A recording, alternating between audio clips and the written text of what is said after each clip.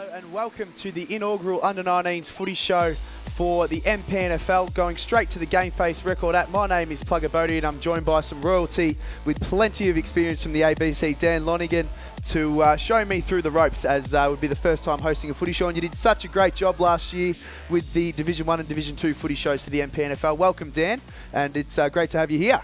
Thanks, Plugger. Cut the royalty. I'm just a normal bloke who goes to the toilet like any other individual, that loses his keys like any other individual, but it's a great pleasure to be here and I'm enjoying working with you, and it's one of life's great things, I think, to broadcast sport, to go to the football or to go to sport and know that you're doing it for a living. And I've been lucky enough to do it for 30 years and I'm getting great joy out of teaching young guys like yourself, and may that continue. So thanks for having me today and looking forward to being part of the show. Well, that's great, mate. I'm enjoying my time learning the ropes of a new journalism role. And going into the footy show, we're going to be covering many things: players, interviewing players and coaches, live streaming games weekly. We've already done 2 within Kringle Devon Meadows last week, and this morning, Tyabb and Hastings. Also, updates on the new named NAB League. Not the TAC Cup anymore, yep. Yeah. So you'll be providing updates with the NAB League, Dan. And look, we're going to look to have some fun, mate. We're not going to take ourselves too seriously. And it's going to be great for the Under-19s to have their own dedicated footy show for the MPNFL. Well, because it's a great competition. There are some concerns, as we know, but it's a great competition. It's tough for some teams to get a team up every week, or some clubs to get a team up every week, but they're making an effort in second division. Not all clubs have done it in first division, but every club has done it in second division. And even if there are some thrashings, at least they're having a go. Unfortunately, last week there was a thrashing between Devon Meadows and Kringle. We're going to cut to a little bit of footage of myself, calling the footy last week. First time. You did a good job, mate. Too. Thanks, mate. I felt a little more comfortable this week, but we're going to cut to the footage and we'll be back in a moment. Caravellis. And again, they combine nicely, receiving a hand pass. And Corey Badams has taken a mark. From Holton and Kelly combining. Yep, that's good play. Looks inboard and he's hit a teammate and opens up the angle as his teammate will go back. Numbers everywhere. Anthony Beale. Premiership player last year, Dan. Well, you would have got a good laugh out of a few stumbles there, and they're probably going to come more during the year. But the more I sit with you, Dan, the more I'm probably going to start to feel comfortable, but really appreciate having someone like yourself in the box next to me, mate. Can I ask you, what did you find the hardest part of it, Matt? Probably remembering the players. I've got a few mates that do play for Kringle, but not as many for Devon Meadows, so probably remembering the players' names, and that'd probably be it, mate. And the flow of the game, swaps and changes, especially when Kringle had the dominant display of football. But Devon Meadows, to their credit, didn't stop coming all day. But to answer your question, Dan, remembering all the names, but as the year goes on, I'm excited to be able to learn all the names. You've got a pretty good memory yourself, mate. Well, it's all about preparation. If you prepare and prepare and prepare, you'll eventually get there, and you're heading in the right direction. I was very impressed, considering it's your first game, and you'll just get better and better. And it is a great thing to do. You get a huge adrenaline rush when you call a footy, particularly if you call a good game. And you call it well. If you've got a good game of footy out there, it takes care of itself. And if the game is a bit one-sided, it can be tough. That's when you've got to improvise a bit. But you're doing a great job. But as I say, it's just wonderful that Devon Meadows got a team up. Unfortunate they only scored one behind. But I thought the way Kringle handled it and that they gave them players to ensure that they got a contest was wonderful work by the Kringle Football Club and their premiership coach, Mike Treep. Yeah, it was. They put pretty much 2 players each quarter over to Kringle, swapping and changing. It wasn't just 2 players or 3 players for the day. They were rotating players through. And look, as I said, to Devon Meadows' credit, they didn't stop running all day. Their heads didn't go down, and it was great to watch that game of football. And going into that game of football, the goal kickers, Anthony Beale was absolutely superb, kicking 5 goals. Chase Jordan, a small forward for Kringle, kicked 4. Harley Mitchum kicked 4 himself, and the skipper, Stephen Taplesay, added to that list, kicking 1. Dan, would you like to run us through the best players for Kringle? Well, Kringle had best players everywhere, really. I mean, Beale, terrific. Taplesay was absolutely outstanding. I thought Mitchum played a very, very good game. Jordan as well. And for Devon Meadows, well, it was tough for them, but McCarg battled, Matakoli battled.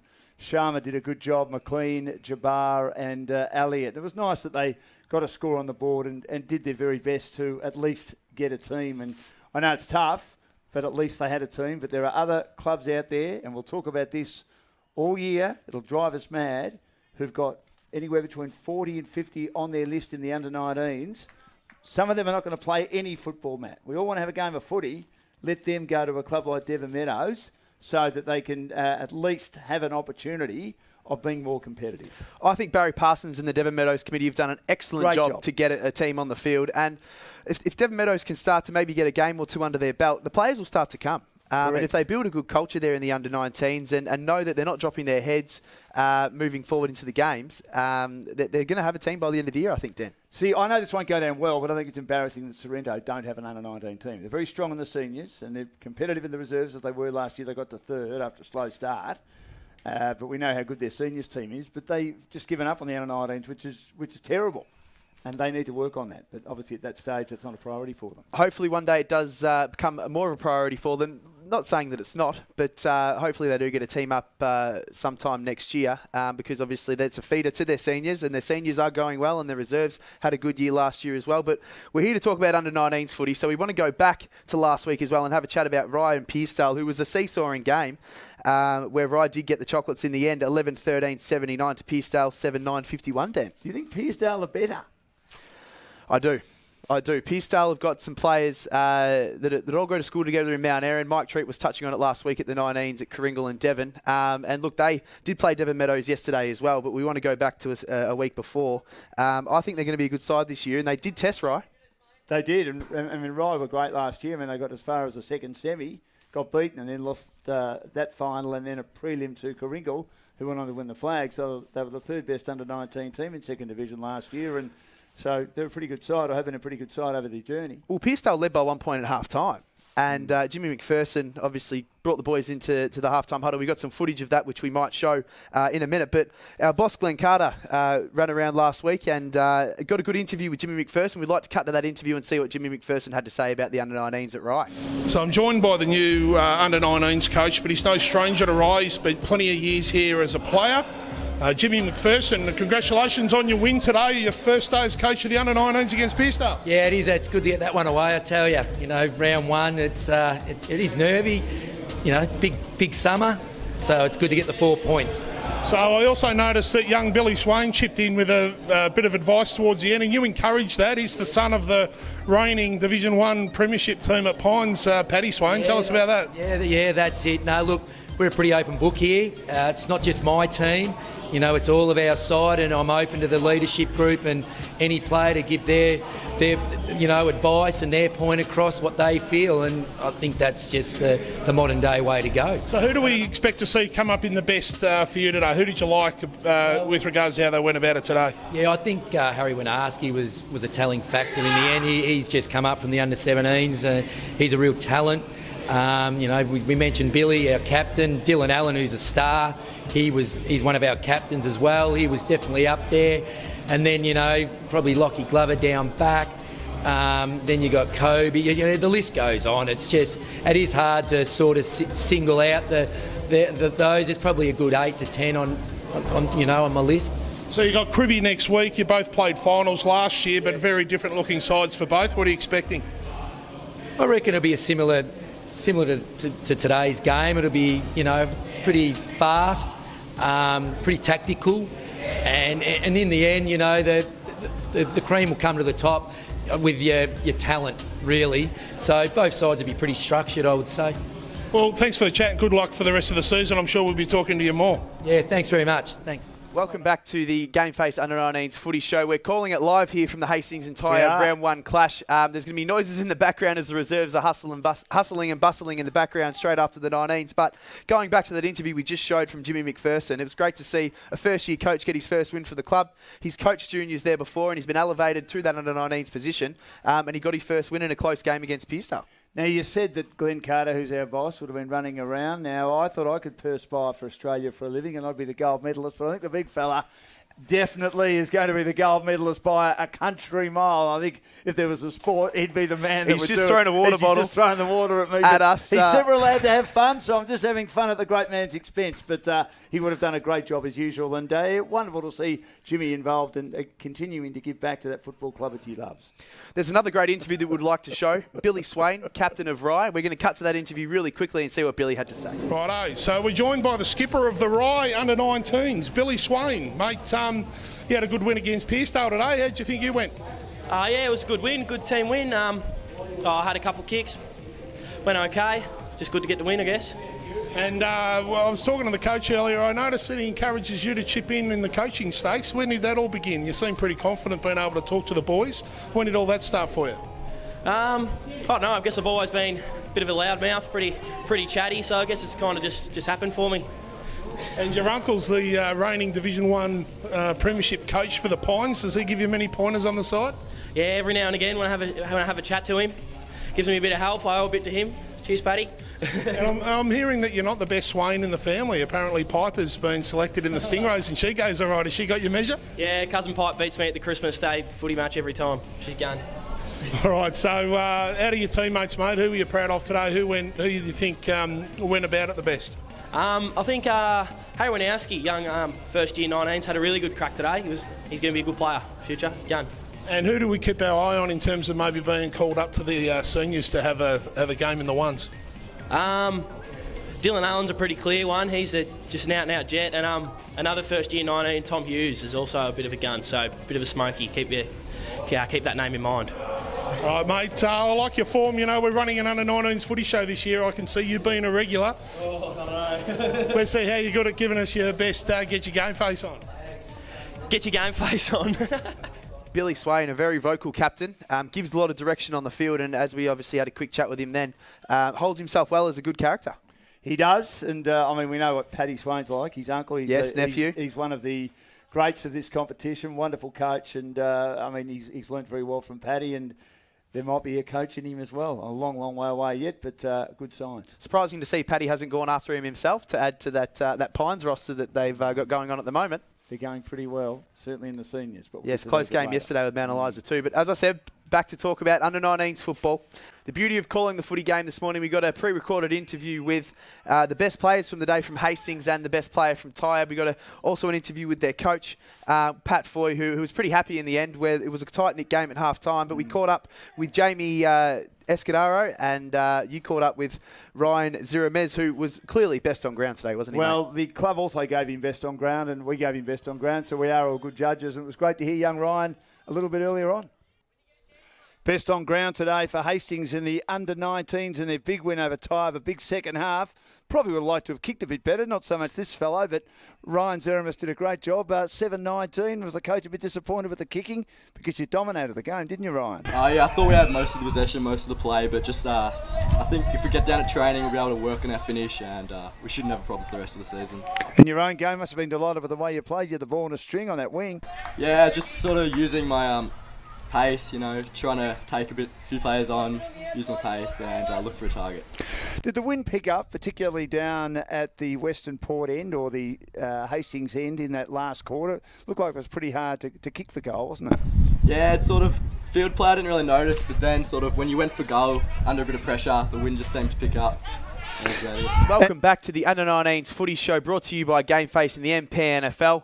Filmed live from the reserves here in the Hastings and Tyab game. The 19s have just finished, which we just called, Dan, and we want to go through the Division 2 winners, and what a better way to do it than jumping on the GameFace record app. You've got to go there and have a look. It continues to get a lot of interest, and everyone's loving it. We're doing a wonderful job, and the competition is thriving because of our involvement. Now, looking at what happened yesterday, Crib Point expected to have a pretty good under-19 team. They were in the finals last year, got beaten in the elimination final. We spoke about Rye beating Pearsdale last week. Disappointing, though, yesterday. It was 17-21-22, Rye 2-2-14. In the battle of last year's grand finalists, Red Hill won by 5 points over Coringal. A come-from-behind victory, Dan. A come-from-behind victory. They went into the third quarter down, and Red Hill clawed back to beat Coringal in the grand final rematch.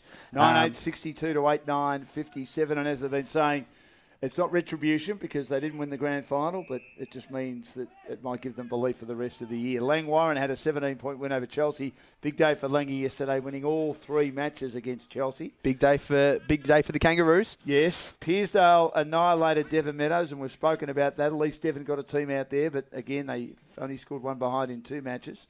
Yeah, 31-22, 208-0, and that'll help Pearsdale in regard to their percentage. Somerville, a good under-19 team, made the semis last year, 10-15-75, and Seaford an up and down day. Now back in second division, 7-6-48. And of course, Hastings had that good win over Tyab to kick off their season in a very, very good fashion. Yeah, close game to start today between Hastings and Tyab, but Hastings got a bit more spread of the footy and got some open guys down forward and probably didn't make the most of their options and inside 50s, kicking, 7-19. I reckon they would have trebled inside 50s to Tyab. Tyab were more efficient. I mean, they hardly went inside 50 for the best part of 2 quarters until they scored those last 2 goals. But when they did, they looked dangerous and they converted. So if they could just get some more inside 50s leading into these rounds coming up this year, they've been pretty accurate to start the year, mate.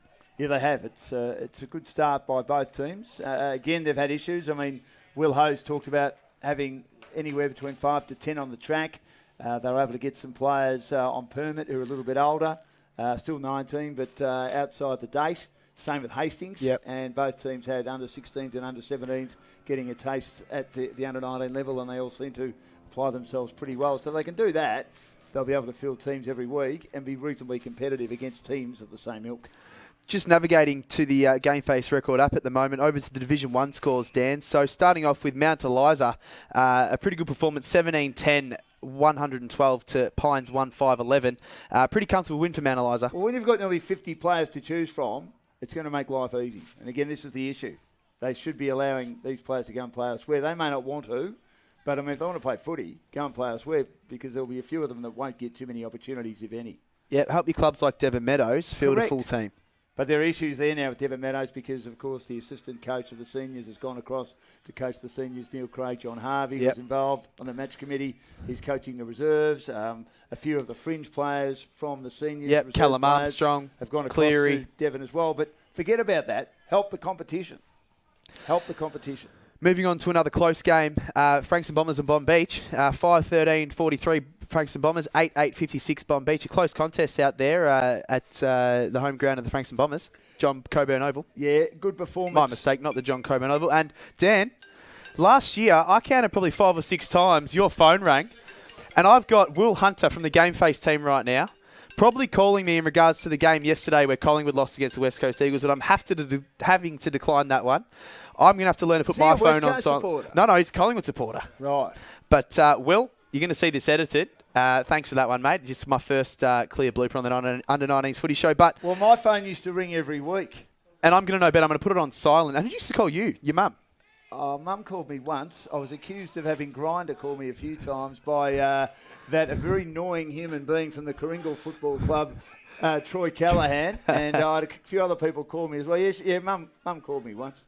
And then she called me 3 or 4 times usually later it's my partner. I didn't answer the phone straight away. Usually it's my partner, Olivia Ross, trying to call me and ask me what time I'm coming home from work, but it was Will. And Will, I'm sorry for declining that one, mate. But moving back on to the scores, as we were talking about Frankston Bombers and Bomb Beach, a 13-point win to Bomb Beach, and that's a great start for the 19s out there. Yeah, it is. They needed that. Of course, they lost the seniors, but Frankston Bombers have been a bit up and down, haven't they? They did make the finals last year, but they'd just be looking for a better performance right across the club. A little bit disappointed with that, but good start for Bomb Beach. As we touched on earlier, Sorrento and YCW, there was no under-19s game because Sorrento don't have an under-19s team, but Frankston YCW did play an intra-club before the reserves starting out there at John Coburn Oval at Frankston YCW. So the intra-club match pretty much combined with their 17s and 19s together, but they've actually scrapped their 17s, Dan, and got some good numbers for their 19s. So they've got a big game next week as we move over to round 2. Well, just on that, Balnarring don't have an under-17 team. They've disbanded. That's why a lot of kids are coming to Hastings and also Tyre. Exactly right, yeah. Concerned because they've been a very strong junior club over the years. There was Rosebud, of course. They beat Seaford, and that was a good result for them as well. And the other one that surprised me was Mornington beating Edith Val Aspendale. They've been a very strong under-19 club over the years and got as far as a preliminary final last year. I would have thought that was a real upset. I mean, maybe Edie Asp didn't have their full list, but it was a 37-point win by Mornington, which is a big, big win. Yeah, it is a good start for the Mornington under-19s and great to see them get off to their first win. Looking to next round, we've got some big matchups in Division 1. We've got Mornington playing Frankston YCW. Mount Eliza will have a bye without having Sorrento having an under-19s team. Germana will play Frankston Bombers, and the Pines will play EDS, who will both try and register their first win for the year. And then Bomb Beach will host Rosebud at home. A big round of footy next week too, Dan. Yeah, absolutely. And second division, of course, also a big round of footy as well. So we look forward to seeing how that goes. And It's been an interesting start to the season, hasn't it? I mean, it's a bit early to say. You think Red Hill and Coringal will be right up there. Yeah, Pearsdale showed some signs. Yeah, they have. Maybe Lang Warren, but it is only one game. And as I say, in all football codes and all football competitions, particularly Australian rules, you probably get a better idea after about 4 to 6 rounds about how teams are travelling in all grades, I would have thought, Matt. Exactly right. Players coming back, from injury, and then injuries happening to teams can play a big part in these results, Dan. But we're going to move on to a special guest that we've got coming in. Matty Main has just finished his test at the Fire Brigade at the MFB, and he's going to join us here at Hastings. He's known to be a nightclub specialist. Usually goes to cruise. He didn't actually go there last night because he had his Fire Brigade test. But he's going to join us for a chat about how things are going out in the under-19s at Pines. Tell us about the Fire Brigade. What's going on there? Oh, just a career I'd love to get into. Really good choice, I think. It's got plenty of different pathways within the job itself, so something I'd love to give a real good crack with. So a couple of your mates tonight were telling me that you just wanted the uniform so that because chicks like it and you want to do a bit of part-time stripping on the side. Is that why? Oh, not just that. Girls might see me in the calendar in a few years. All right, so jokes aside, mate, you're playing under-19s this year. You're looking pretty fit. You're having a decent old crack. The under-19s at Pines are starting to step up now. Take us through the year so far. What's happening? Yeah, well, we've got a really, really good side. We've got a leadership group of 4 this year, which is going to help us. Got quite a few young guys, especially a lot of under-17s fellas that are coming up. A lot of them did pre-season with us, so we've got a lot of depth. Really young side. Hopefully, over the year, we'll be able to build up and do quite well. Back to the social side of things. You spend a bit of time down the cruise. Is that a fact or not? Yeah. And from what I'm hearing, if you go to the cruise, you've got to put yourself on Matty Main's list. So give yourself a quick plug. Yeah, make sure if you head down to cruise, use Matty Main's list. I'll shout you a few drinks, maybe even free entry if I like you. Send me a message. But get down. Good night down there usually and see me. You're obviously aware that Pluggers and GameFace with Plugger as a host is running an under-19 show this year. What do you think about that? Yeah, I think it's great. Last year, me and quite a few of the boys got around the Div 1 footy show, which was, I guess, mainly based around the seniors. But now that there's an under-19s footy show, I think that's great. A few of the younger kids get recognised, and I think it's going to be really good for the league. So what position have you been playing at Pines, mate? Full forward, mainly centre-half forward. I've been doing a lot of one-on-one stuff with Aaron Edwards, who is easily the best in the league at what he does. So I've got the best teacher, and hopefully when my time comes I'll be able to do what he's taught me. And you were at the launch last week. You don't miss any Pines event. You're an absolute Pines faithful. You saw the Pines documentary. Tell me, just give the viewers a bit of an idea of what they missed. Oh, it was sensational. I'm sure quite a few people saw the little snippet video on Facebook, and that gave me bloody goosebumps. And being able to watch the documentary, it was just fantastic. I don't remember too much of it. I had a couple of drinks, but it was unreal. It was so good. And if you didn't get the opportunity to get there on the night, I suggest you go to the club and you make sure you buy one of the USBs and really make sure you watch the documentary. It was great. Get your GameFace on. That brings us to the end of the first Under-19s football show with myself, Plugger Bodie, and Dan Lonigan. Hope you enjoyed it. There's going to be plenty more Under-19s football shows coming. And this week, we're heading down to Eddie Asp versus Pines in the Under-19s and also running a show from there. So be sure to tune in next week when we catch up with the winning coaches and players. Get your GameFace on.